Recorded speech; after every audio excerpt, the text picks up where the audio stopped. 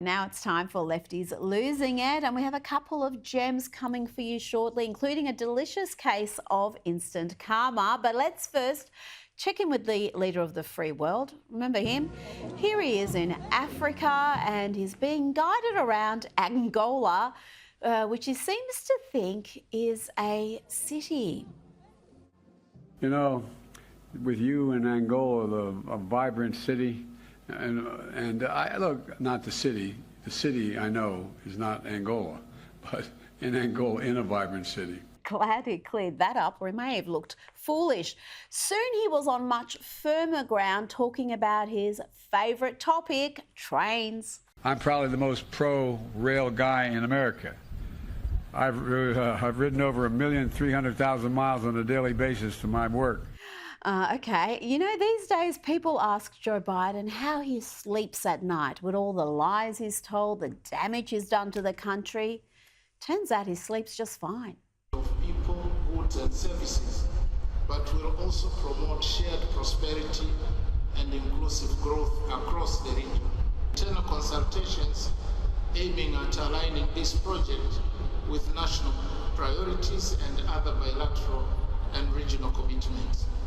In closing, allow me to reiterate Tanzania's commitment to regional integration and shared prosperity. Oh dear, perhaps it was just resting his eyes. Surely he only dozed off for a few seconds. No, he's still asleep. We note the progress made on the development of the Lobito corridor and commend the visionary leadership that has brought this initiative to life. And it is through such partnerships and innovations that Africa's Agenda 2063 will be realized. Okay, that's enough. I don't have all night on this segment just to be playing you Joe Biden sleeping, because that did go on for longer than I've showed you. The good news is that Joe Biden bounced back to deliver this rousing message. Yep, he's talking trains again and seems to be confused about exactly who the president is. Mr. President, I'm coming back to ride on the train all the way from end to end. As I say, when we on the Senate floor of the United States Senate, excuse a point of personal privilege. I've ridden an awful lot on trains. I commute every day, so I like trains a lot. Let's have a look now at MSNBC genius Joy Reid, who felt the need to fact-check a funny meme President-elect Donald Trump posted. Just a few hours ago, Trump posted this obviously AI photo of him standing on a mountaintop next to the Canadian flag, looking off into the distance with the caption, "Oh, Canada." And for the record, he appears to be looking at the Matterhorn, which is on the border between Switzerland and Italy, not Canada. Thanks, Joy. How the mighty have fallen. Remember back when billionaire Mark Cuban, the world's dumbest billionaire, was smack-talking Donald Trump with this cringe performance? You're shiny, orange, and empty inside. I'd say you're a traffic cone, but I would swerve to avoid a traffic curve. Then we saw his all-out campaign to help make Kamala president. He was everywhere. But now the dude who bears a striking resemblance to Rachel Maddow is reduced to appearing on the podcast of the Hawk Tour Girl. Really? You got Pookie Spickles. Yeah, I bet you do. So would you invest in it? No. That was quick. That was fast. You know what? I'm not investing in anything named Pickle after a guy.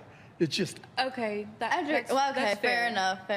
Now, this has to be my personal favourite. This is instant karma in all its deliciousness. Let's check in on this smug but ignorant lefty woman on election day, recounting an encounter with a store clerk. He's asked me, why I was getting the champagne, and I said, because I'm going to be toasting Madam President tonight. And he just looked at me with kind of like a smirk on his face. And I said, she's going to win this, right? And he says, oh, well, it's very, very close. And I said, no, it's not.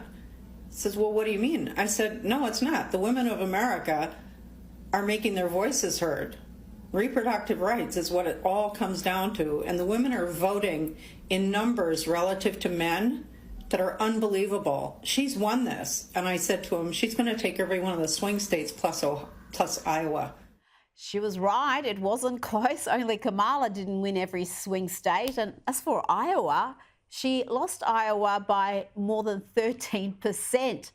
But our expert wasn't done yet. She told the store clerk just what her credentials were. I'm a political analyst. I'm telling you right now, the numbers are there. She's taking this election. And then I said to him, you realize, and he didn't tell me who he voted for, but of course I knew. And I said, you do realize you wasted your vote, right? And I didn't care. Oh, gosh, so likeable. Now let's check in with Dr. Arlene. Post-election, I'm sure she's going to apologise to that shopkeeper and put away her pundit hat, eat a little bit of humble pie. We'll talk about the cabinet appointments, other things that people are concerned about. We'll take an in-depth look at those things. No, of course not. These people never acknowledge their clownish mistakes. They never apologise. They just double down on the lunacy. Joining me now is political commentator Shamika Michelle. Shamika, let's hear from Daphne Uran, the Manhattan prosecutor who has thrown the book at Daniel Penny, a man many believe should be receiving a bravery award, not fighting for his liberty. Here is Uran boasting about how in 2019 she pursued so-called restorative justice for a black man who murdered an Asian college professor at an ATM.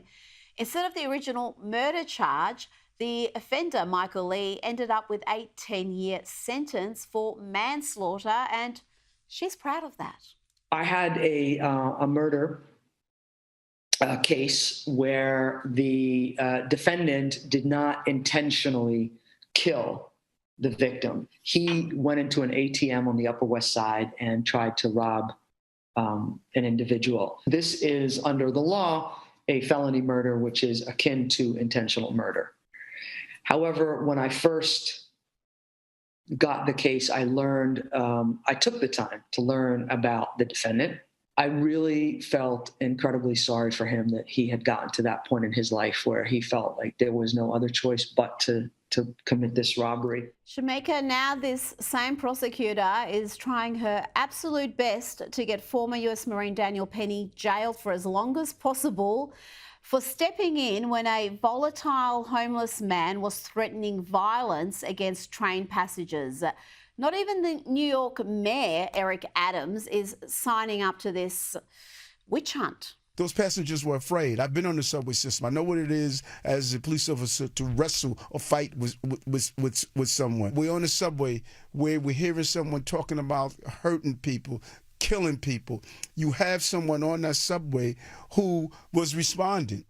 Shamika, the justice system in New York isn't just two-tiered. It seems to be completely corrupted by ideological lunacy. Absolutely, Rita. This is what's going on over here in the United States, especially in New York. It's like up is down, left is right.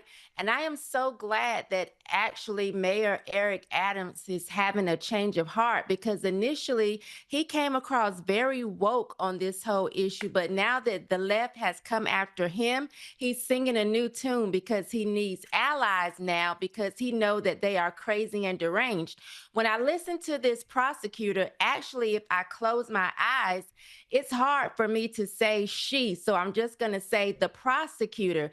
This is really ridiculous that she would go after this man who was really stepping in to help passengers.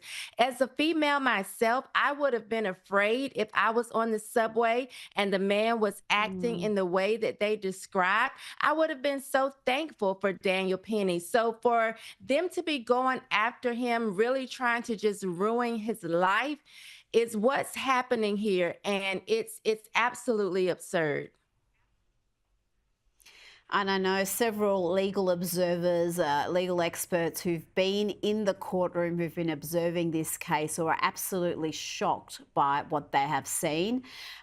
We'll be keeping a close eye on this one, but it basically tells men, don't be a good Samaritan, don't step forward to help others, because if something goes wrong, you could be going to jail. You could be going to jail for the rest of your life.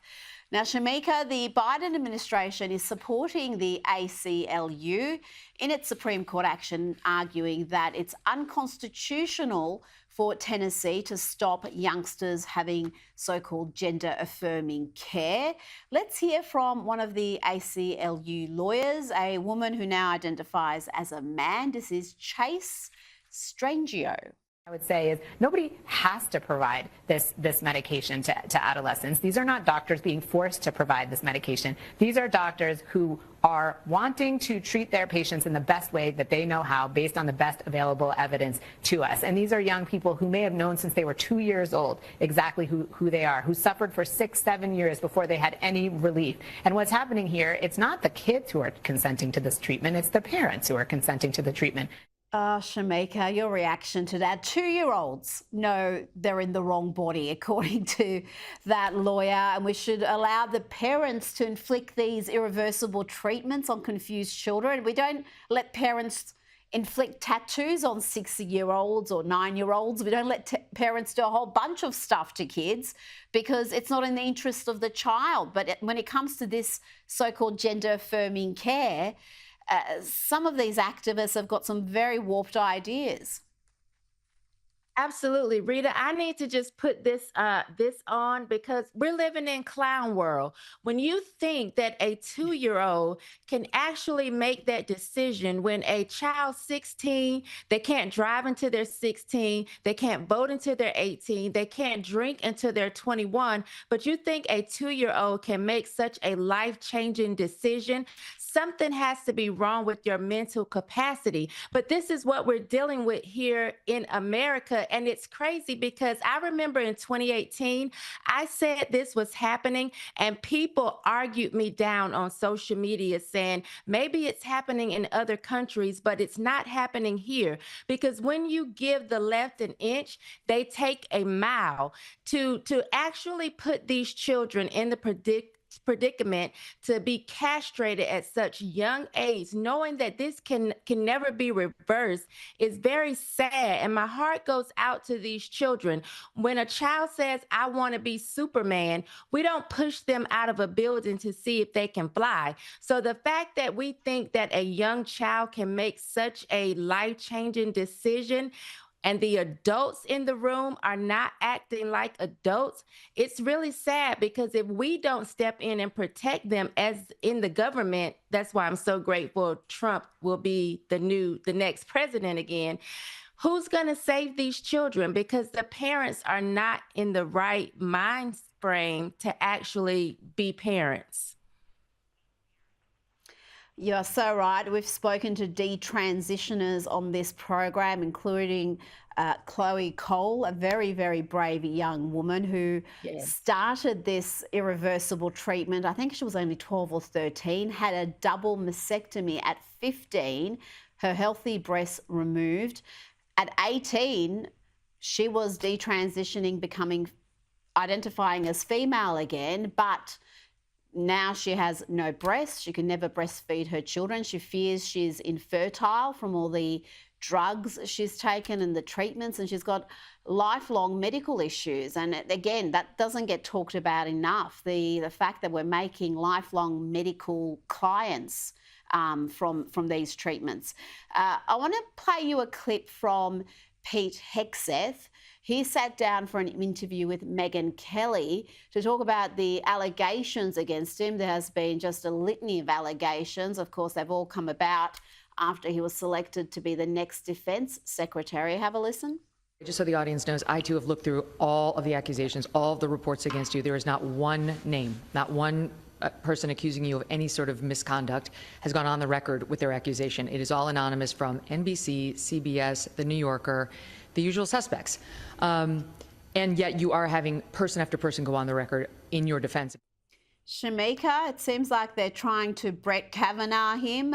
Will he withstand the campaign? It is fierce. It must be hurting him, hurting his family. I've heard his mother interviewed. They revealed an email she sent, I think, when he was going through a marriage breakup or some sort of relationship difficulty. And they tried to suggest his own mother thinks he's unfit, and she had to do interviews to explain how she actually felt and what that email was about. I mean, this must just be a horrific experience to be undergoing. I'm sure it's very horrific for him and his family, but he seems to be a very tough man. And Rita, I'm going to go on the record in support of him because, listen, I met him a few years ago. We took a picture, and I'm a good-looking woman, and he did not act any type of way inappropriate with me. So I'm going on the record to say this is just another hoax. This is another one of their tactics to try to bring this man down. And I just don't believe it's going to work. I know that he is military. He's very tough. And I think that he's built for the job and that we will see him confirmed eventually. Well, he said that he had spoken to President-elect Donald Trump just earlier in the day, and he had told him to keep fighting. So we'll keep an eye on that one. Shamika Michelle, thank you so much for your time this evening. We'll see you in the new year. Thank you for having me. Thank you.